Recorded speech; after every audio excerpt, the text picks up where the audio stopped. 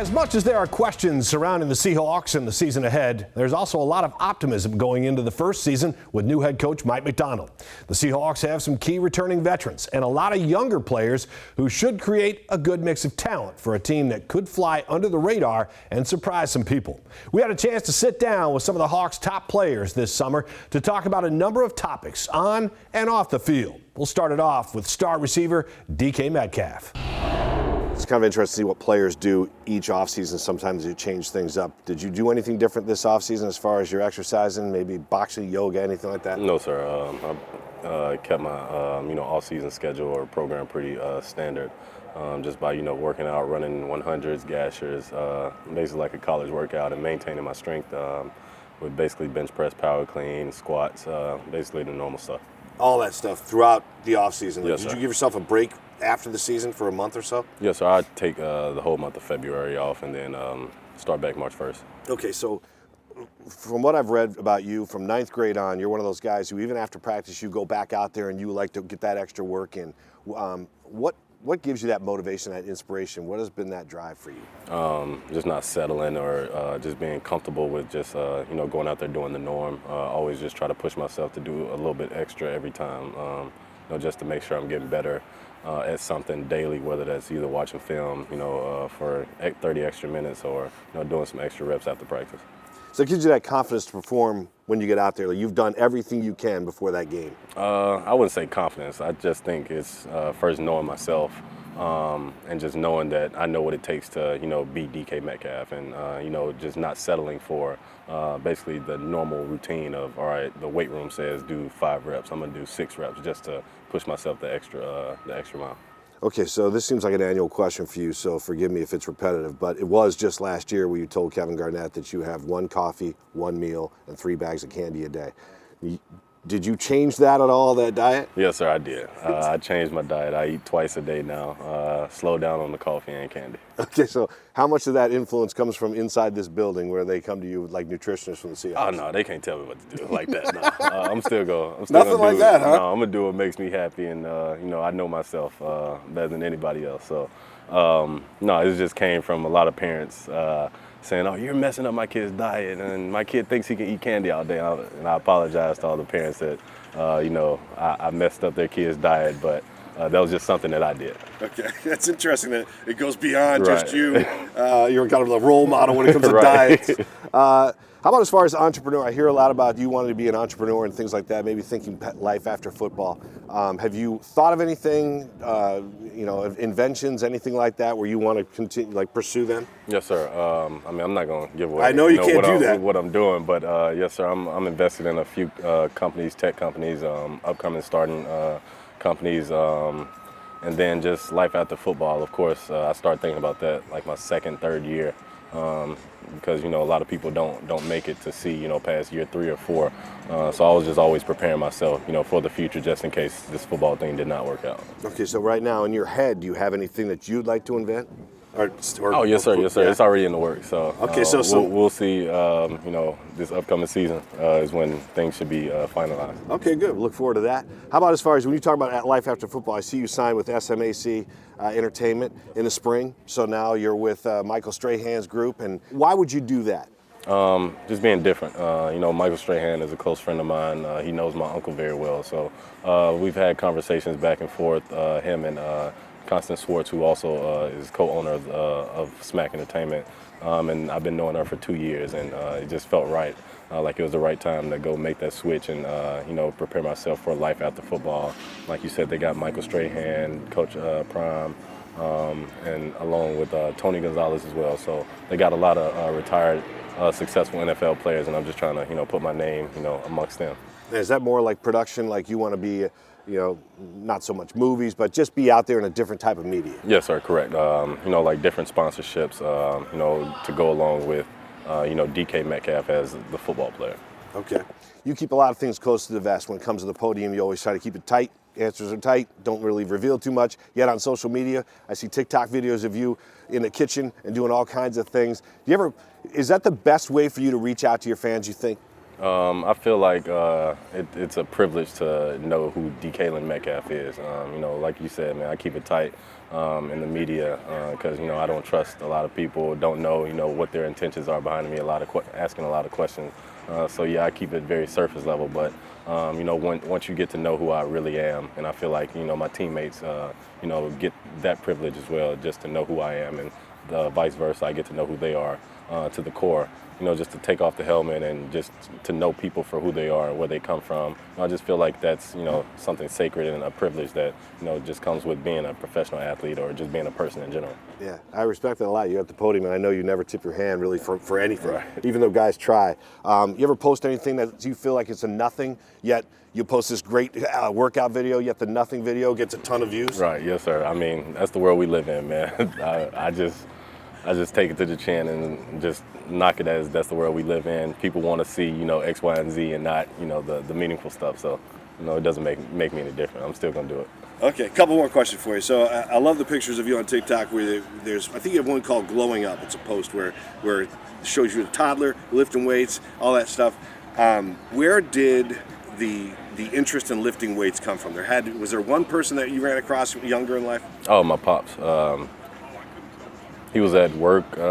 He was a professional football player, so he got off work around 5, 6 o'clock, and during the off seasons and when he would get off of work, he would make me do push-ups or sit-ups, and we would just work out together. So I think that's one thing that where the workout passion came from. And then when we moved back to Mississippi, me and my pops would work out at Ole Miss together. It was just me and him, and I think that's where the drive came from of always competing and always wanting to work out and get better. Okay, everybody sees you're built like an action figure. Is there a body part you're most proud of? My mind. My mind. I feel like I'm a very smart individual. When it comes to just life or just being myself. I think I'm a very smart individual. Man, if this was like a Mr. Universe interview, man, that would be a great answer. It's my mind. I'm sitting here going like a meathead thinking it's going to be something. No. Yeah, I like that. Well, thanks, man. I appreciate it. I Always good appreciate talking you. to you. Yes, sir. You as well. All right.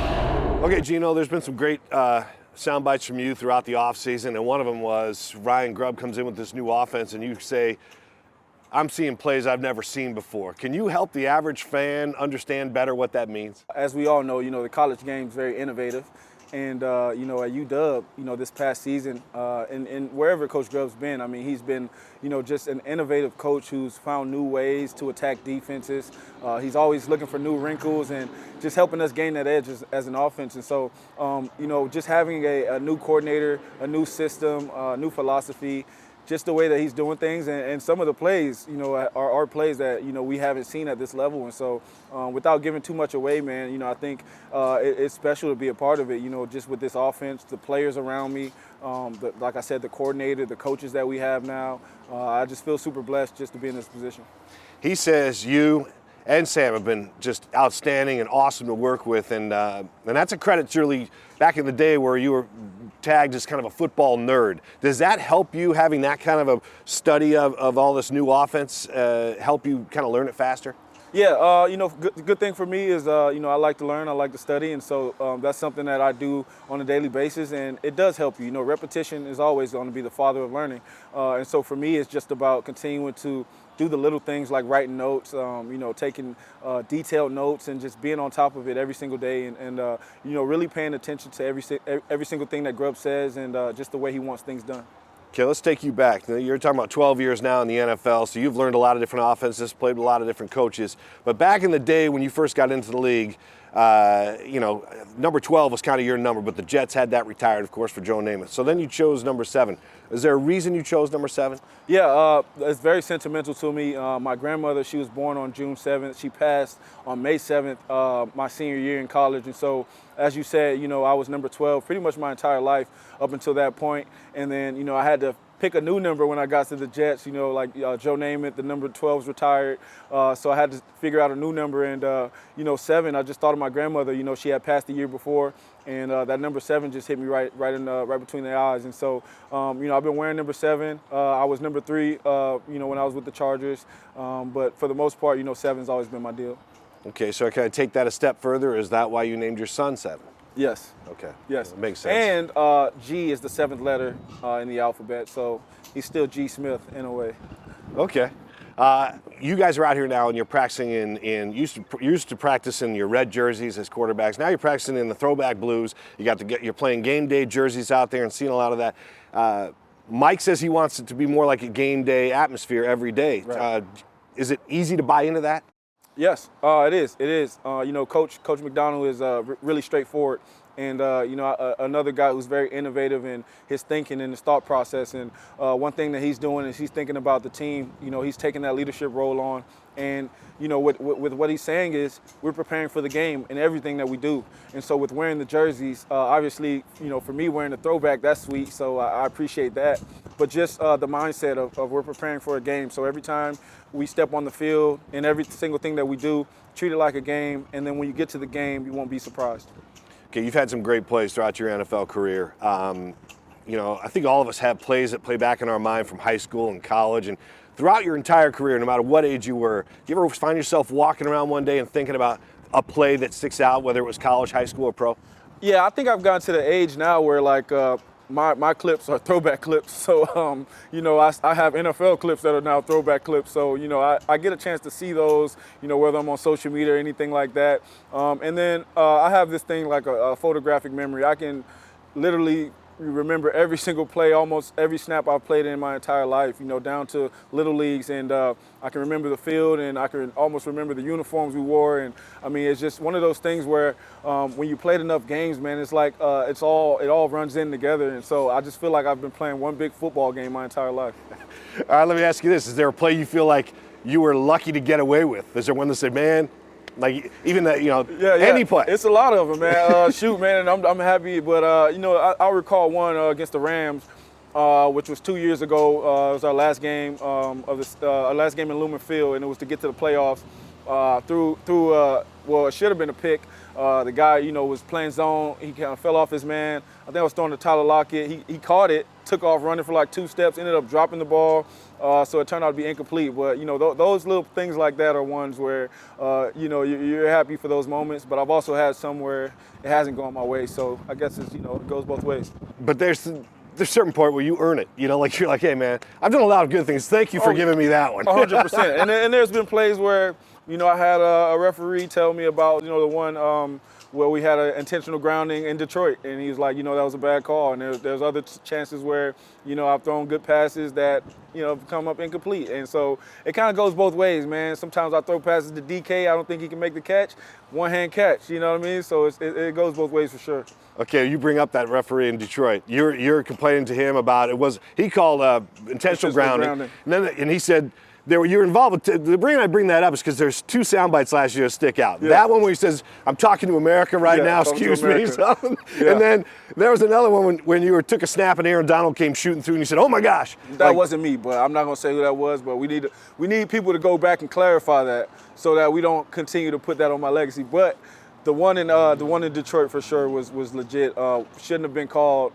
Intentional grounding, but they did. Luckily, we scored on that drive anyways. Okay, so we've cleared that up, that you didn't say you weren't. It wasn't you. Wasn't me. That's awesome. So that's unsolved mysteries. It's now solved. Yeah. All right. So, but as far as the other sound bites and things, do friends and family call you and text you and say, "Hey, dude, what was that all about?" Not really. No? My family is kind of, they've known, about this type of deal for my entire life. They've been with me along this stretch.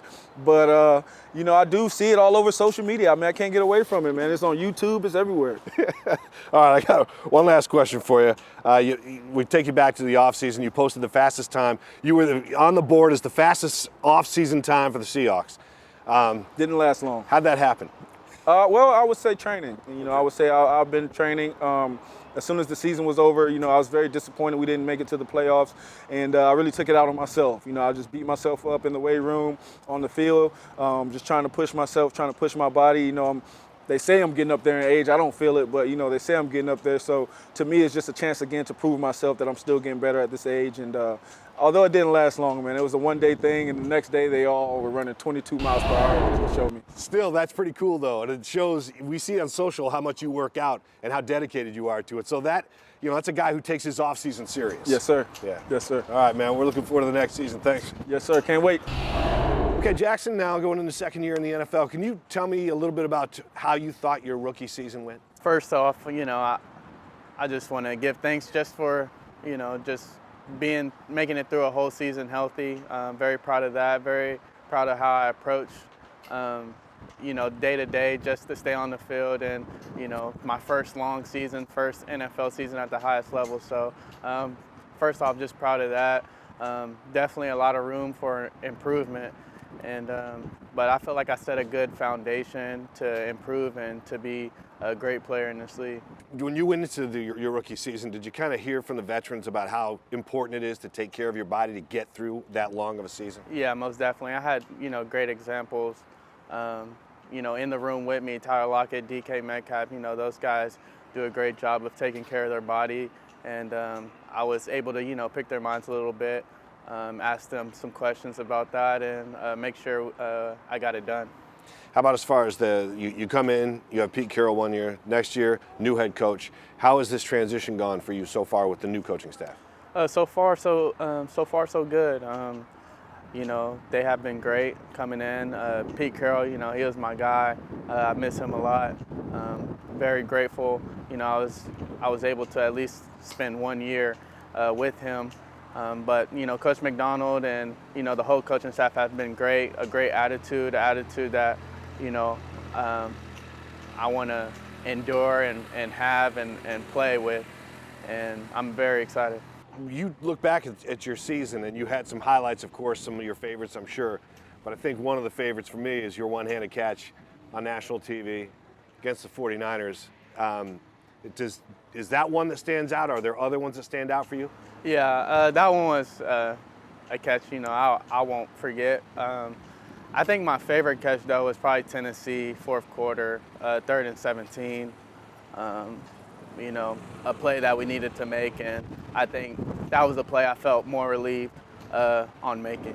Yeah, I think it's interesting that us as fans, pseudo-fans, so to speak, is that we're seeing touchdown catches, athletic catches. We think it's great. But for you, being the NFL elite athlete that you are, it's a clutch play during a game that people may not even notice. Right, most definitely. I mean, those third downs and plays like that, and I think San Fran was also a third down too, but game was on the line there, and that's when I love to make plays, and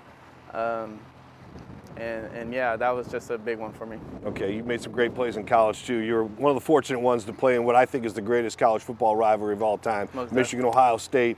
What's it like to everybody who doesn't get to play in this game and step on that field? What's it like playing in that rivalry?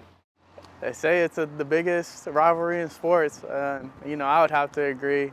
Just the hate and the love that you get after the game, during the game, before the game is just unmatched. And the both times, I was only able to step on the field with them once and not to get the dub. That's definitely heartbreaking, but those games were fun. That was one of the most fun games I had. It sucks that ends with a loss, and it sucks very badly, honestly. I'm sorry we had to bring that up. It's hard to swallow, every time I talk about it, but that's the rivalry, and I'm a part of it, and I'm just, proud to be a part of it, honestly. That's the cool thing, is you're a part of it, and you're also a part of Big Ten history. I mean, you have the single season record for most receiving yards, and over 1,600 in one season. When you look back at your college career, there's probably some things you wish you could get back as far as playing time, but you still have to have a lot of pride in the fact that you're in the Big Ten record books as well as Ohio State's. Oh, most definitely.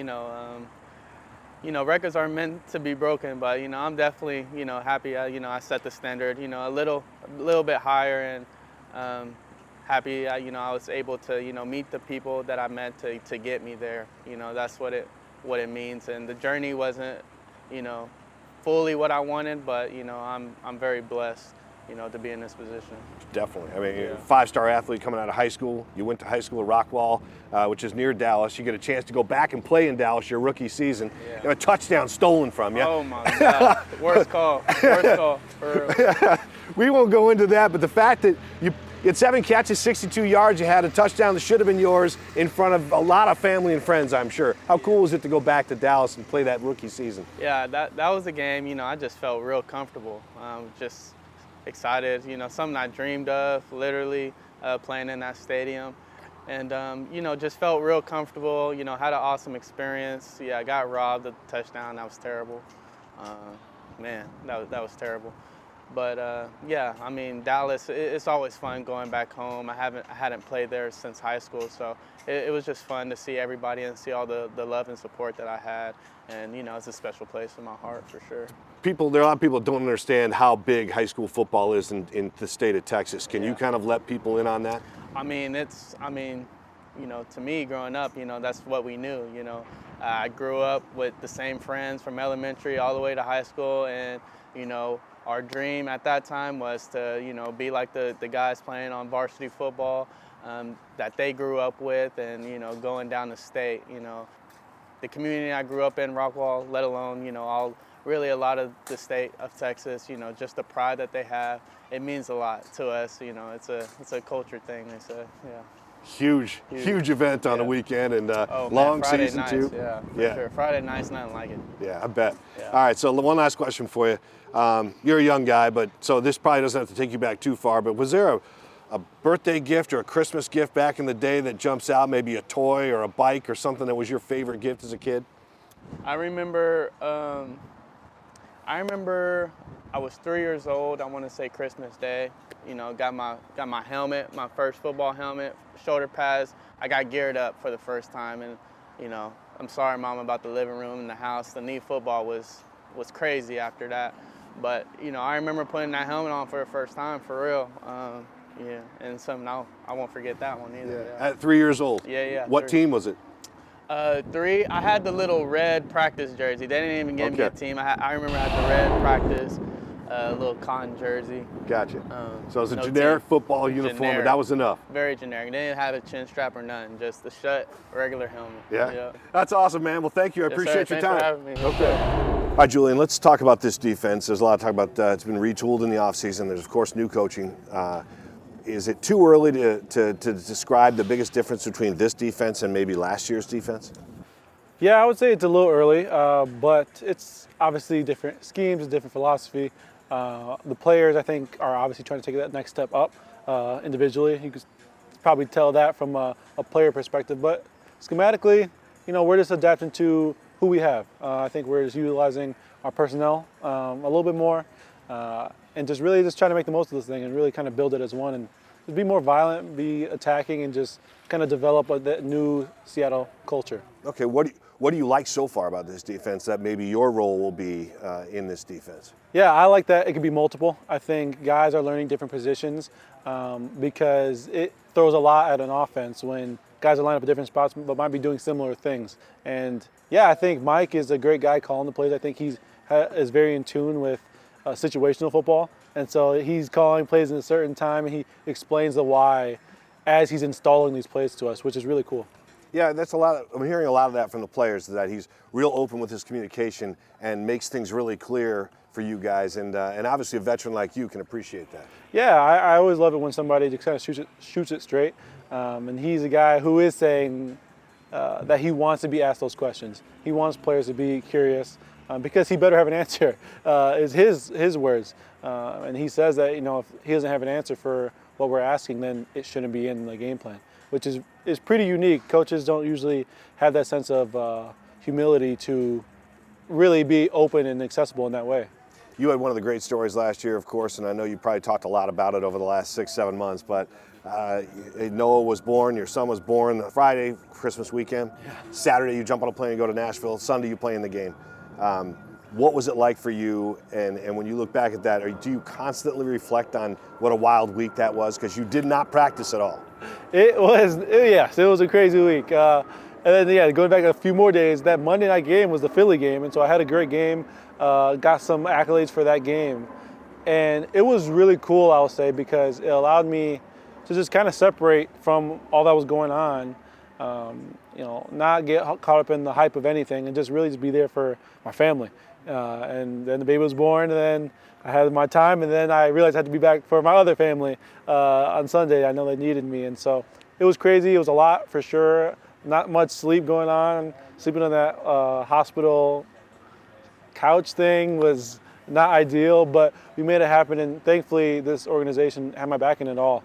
I know that's not everywhere across the league, and I'm very grateful that everyone around here just had my back and allowed me to, be first-time dad as well as be a teammate. And your wife allowed you to be, the family man, but also allowed you to continue with this great career you're having. And so that there was some flexibility there. But as you look back at that, that's a real character builder, isn't it? Like it's a test of you mentally and physically to be able to get through that kind of a week.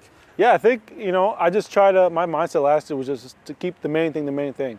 When I'm, in football, when I'm here, whatever role I'm in, just try to be locked in, try to do the best I can, because it was changing week to week. And then when I'm home, just be attentive to my, at the time pregnant wife, and be everything that she needs me to be. And so I don't know, it was freeing in a way, like I said, because I was where my feet were. As soon as I got home, I wasn't thinking about football. As soon as I was here, I was thinking about my wife, but I was locked into those plays and just trying to be there because my teammates needed me to be attentive. And it was tough at times for sure. And my wife is a soldier. She's very selfless, and every spouse in this profession is in that way because it's tough. It's, you're traveling almost every other weekend. You're here, the hours are kind of random, but everyone just had my support, and I'm just incredibly grateful for it all. Okay, let's go back to your college days at Notre Dame. Yeah. You went to Notre Dame football games with your dad as a kid. So when you got offered a scholarship, was that just a dream come true? Was it a no-brainer that you were going? It was a no-brainer that I was going. Yeah, my dad took me. He's not from the Chicagoland area, is where I grew up, from Memphis. And so as soon as he got into Chicago, it's a huge Notre Dame culture over there because Notre Dame's pretty close by. It's about an hour and a half away. And he had some buddies, and they introduced him to the Notre Dame culture. And so from when we were born, very young, he's like, okay, I got to take my kids here. I got to take them to see these games. And so I'm there for a lot of big moments and a lot of big games as a kid, as a 10-year-old kid. And then, when it was the time came to decide on colleges, I remember I was sitting in Brian Kelly's office, amazed that I was even in that office. I was rising a little bit in terms of status, I guess, as a recruit. He handed me the offer, and I said, thanks, Coach. And I handed it right back to him. I said, I'm committed. I'm committing to your school. There's nothing higher for me right now. It's the best football I could have wanted.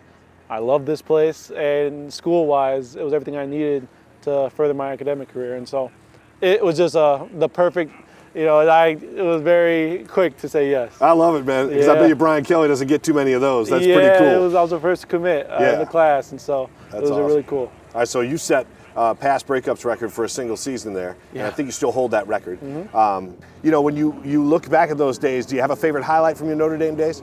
It was just really cool. It's not really a football-specific memory, but my dorm was on one side of campus, and the football facility was on the other side of campus. And Notre Dame's kind of a game day atmosphere where people are showing up the day before the game. They're walking around, they're seeing all the sights, Touchdown Jesus, all that stuff. And I just always remember that walk from my dorm, Duncan Hall. It was like a mile walk to the football facility. Just that walk before game day was always so cool because you could smell the tailgating happening the day before. The campus is packed. It's not a big campus, but it was packed, and it was really cool. And I don't know, going back, I appreciate that atmosphere of Notre Dame football games. And then on the field, football's football. I loved it there, but just seeing the atmosphere and what it meant to people was always special to me. Yeah. Your youth football camp continues to go strong. Yeah. Well, why so committed to the youth football camp and things like that? When I was growing up, I went to a ton of football camps. And there was always a Bears guy, a local guy, but none of them were from the area ever. And so I thought it would be extra special that I'm from the area. Not many kids are coming out of that west suburban Chicago area for football. Not more so nowadays they are. And so I just wanted to be there. I just wanted to be a presence and to let somebody know that, hey, the guy who lives a few blocks over, the guy who is from here was able to do it. And I go back and it's completely free for the kids because I just want to just create a really cool atmosphere for them. I try to get as many professional college level players as possible because I think that boasts and that breeds a sense of, okay, like these guys are from here, they could do it, I could do it too. And so, just completed year 4, going on year 5, and each year is getting better and better. And about 300 kids this year, and so I'm extremely proud of what we were able to do over there. I'll leave you with one kid's question. So let's go back to you when you were a kid. Was there a Christmas present or a birthday present that you really dug as a kid? I grew up in a video game era, and so it was I got the Xbox 360. for Christmas one year, and it was like, oh my gosh, I have my own game, I have my own system, and it was mine, which was the big thing. I was gifted it. I have a brother, I have a sister, but it was my gift, and so I could control who was playing. I don't know, it was always cool just with all my cousins and everybody. You open up right away on Christmas and get to gaming or get to playing, and so we stayed up all night that night just playing away, and it was cool because all my family was around. Yeah, you must have lost your mind when you opened that thing. Oh yeah, listen, we have a lot of cousins and we all did it together, and so to get a big gift like that amongst everybody else was pretty special. Cool. Santa looked out for me, thankfully. All right. Yeah. All right, Julian. Nice talking to you. Yeah, appreciate you. Thank you. Let's talk about this defense first. There's been some retooling going on in the offseason. You're one of the veterans, the leaders, the mainstay on this defense. Where do you see them using you this year? Has it changed a little bit, the way they move you around? Yeah, that's the perks of Mike's defense is guys can come from anywhere. You never know where guys are going to come from. We have a lot of different tools, a lot of different packages. So expect to see a lot of guys in a lot of different spots, and make the offense have to think. So. And how has the adjustment been with the new coaching staff and learning this defense? It's been good. It's definitely a challenge, because Mike's coming with that stuff. He wants to make sure that offenses have a lot to think about. So, it's a lot of things to prepare for, but everybody's been handling it really well, and we're growing as a team, and everybody's catching along pretty quickly. How about as far as you go? 6 games into last season, you tear your pectoral, you have surgery, you're out, you go into rehab. How was the journey back? Journey was a long process, but it wasn't as bad as I thought. Usually when you hear like season-ending injuries, you think the journey is going to be this long process, 6 months, 12 months in recovery. But, for me, luckily, just the pec, that's like 4 to 5 to 6 months recovery. And, I've had nothing but time and, good trainers to help me get back. So the process has been pretty smooth. Had to be tough, though, yeah, watching these guys play the rest of the year and you can't get out there. And I always hear that rehab is lonely. Yeah. And it takes a different kind of discipline to get through it than it does to stay at this elite level of football. Absolutely, absolutely. It takes a lot of discipline, countless hours of making sure, you're on your stuff, icing, massaging, strengthening, all different things go into it. All right, let's talk about some stuff off the field. And one thing you're very proud of is, what you did back at your high school in Los Angeles, Narbonne High School. Yeah. Donated funds to build the Nwosu Athletic Center. Yeah. Recently opened. I want to read the quote, Uchenna, because I think it's really cool. Mm-hmm. You said, "This is probably my greatest accomplishment to date. Giving back to my high school has been so rewarding and fulfilling." Just how rewarding was it? It was very rewarding, just to see the smiles on everyone's faces, knowing they have a place for student athletes can come in and, prepare themselves to be the best that they can in their sport. It's something I didn't have, when I was in high school. I didn't have the training, the full-time trainer. I didn't have a medical room. I didn't have the ice I didn't really have any of those things. So to be able to be in the position to give back to those kids to where they can be the best that they can be in their sport, it's very rewarding. When you first started to see your career escalate and you knew you were going to make it to the NFL and you started making the money that NFL players make, was that one of those things you said in the back of your mind that one day I'm going to give back this way? Absolutely. And it wasn't even to a specific place. It's anywhere. I give back to youth and kids in my community. I give to my high schools. Like, it's any way I can do it. It's not just a specific person or place that I'm giving to. It's any way I can help out throughout my community. Yeah, I think people see that when they see stories about you and just articles.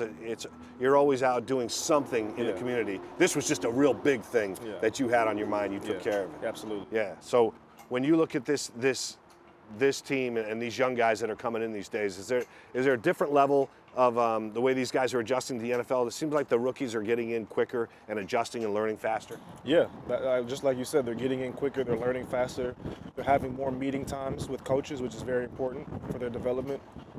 They're asking all the right questions, they're very involved and engaged, and they're very humble too, which goes a long way for being a rookie. Show that you're humble, coming in ready to learn, and just want to grow as a player. So they're all doing the right things, and we're going to need them down the road this year. All right, lastly, let's stay with the rookies. You posted the rookie receipt for the restaurant receipt for last year. Yeah. Yeah. So tell me, Okay, what goes into rookies buying dinner? Is it the defensive rookies at once, all the rookies at once? Tell me a little bit. Give the fans a little bit of insight. So pretty much it's based on like your position groups. So like the wide receivers will have theirs, the O-line will have theirs, linebackers, DBs, like it's all split up. So, pretty much that was what we did. We had all the D-line and outside linebackers because we kind of all play together. And we went crazy. We big dudes, so we got to eat. So we $22,000 worth of restaurant. Hey, drinks, foods, desserts, to go. Like, hey, you get it to go too? Oh yeah, to go bottles of wine, everything. So it's not just the final bill of you guys enjoying one meal. You're going to take some stuff home with you. Yeah, absolutely. Have you ever seen a rookie receipt like that before? A dinner receipt? I've never seen nothing that crazy before. My rookie, I think my bill was like $5K. Okay. But it was split up between I think 6 guys, but still.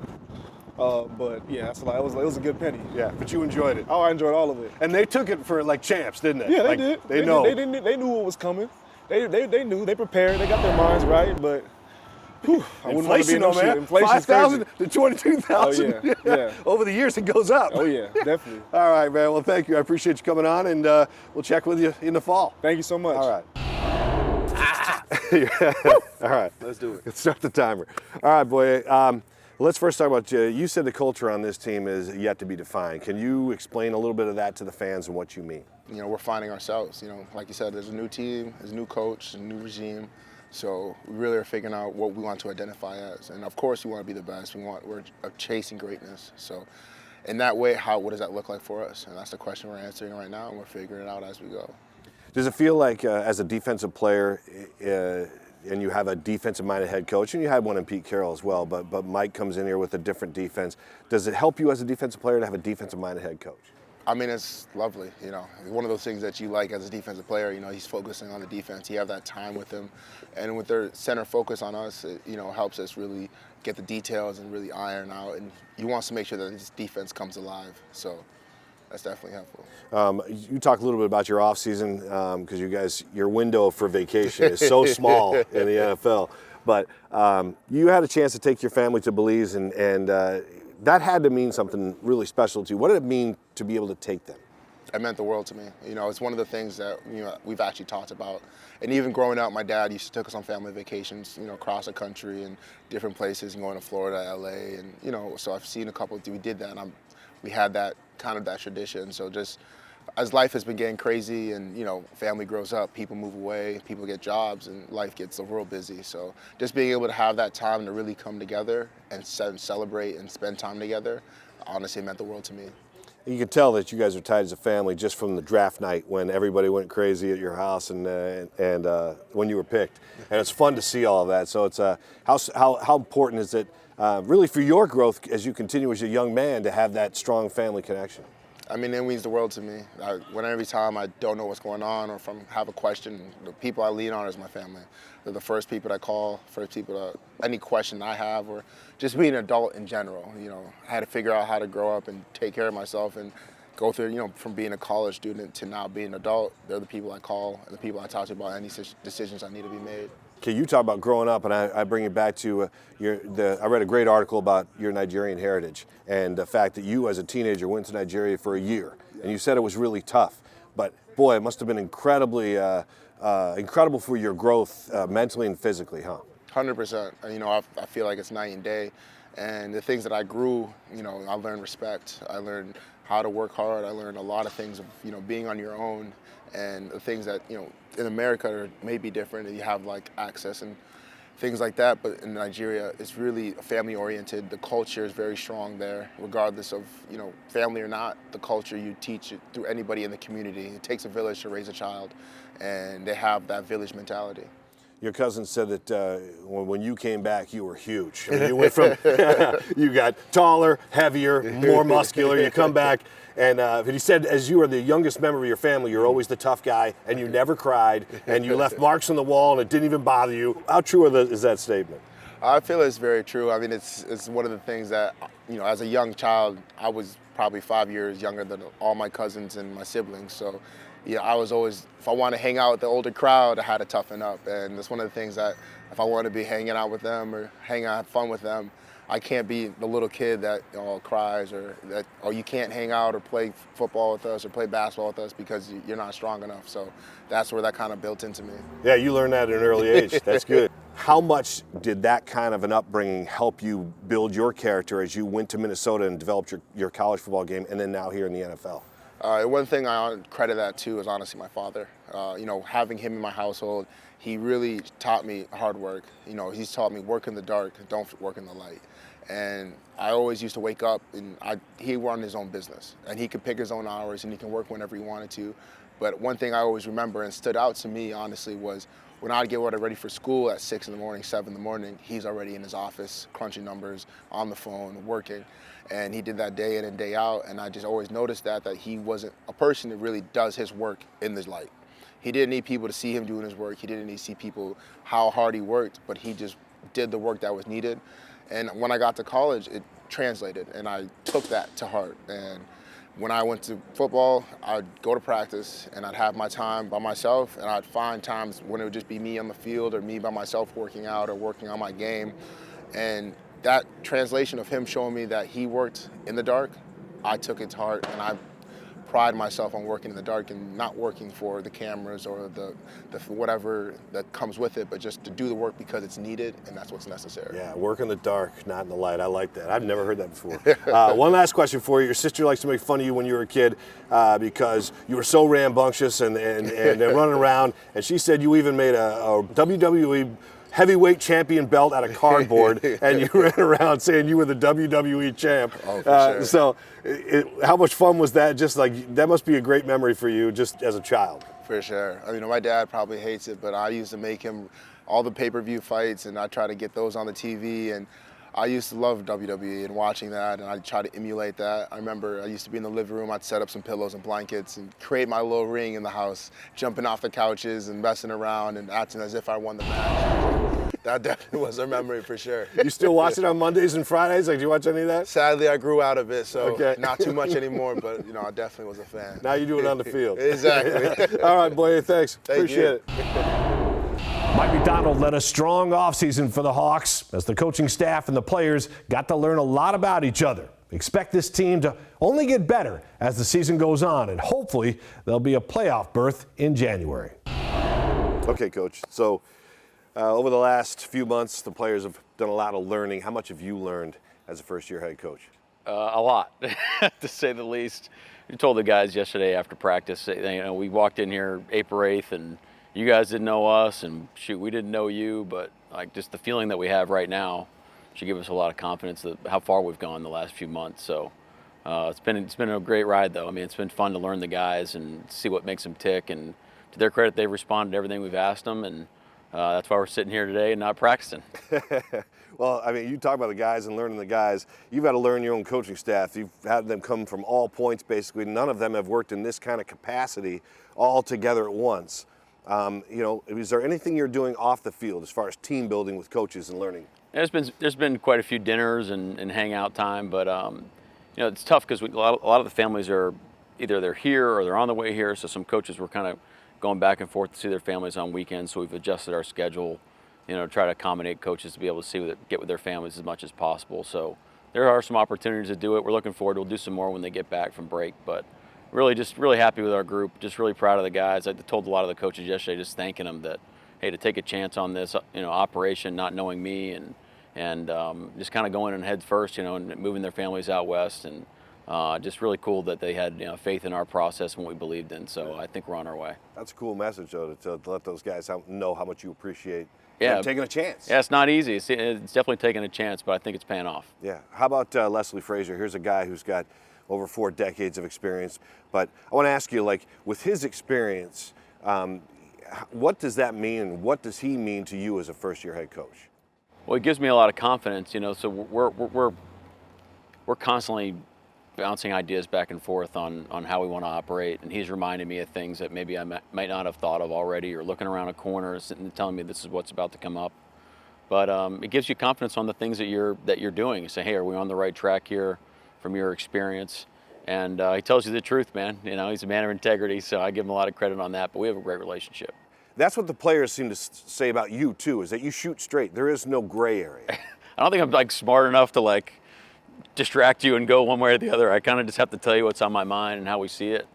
But I think players appreciate that. You know, just tell them the way it is. Tell them what you expect. Be open to their feedback and understand where they're coming from and try to kind of see it from all angles. But I think that's really important. You know, that you have that kind of type of communication with your players. And you'll save a lot of time, too, if you kind of cut to the chase. Yeah, well, I think they appreciate that. And I know that they've talked a lot about your smarts. And the word nerd has come out, too, as well. I'll take nerd as a compliment. I mean, it's I guess that's kind of endearing. But in my mind, it's as coaches, our job is to help the players. And so the best way I can't go do it for them. I never did it physically.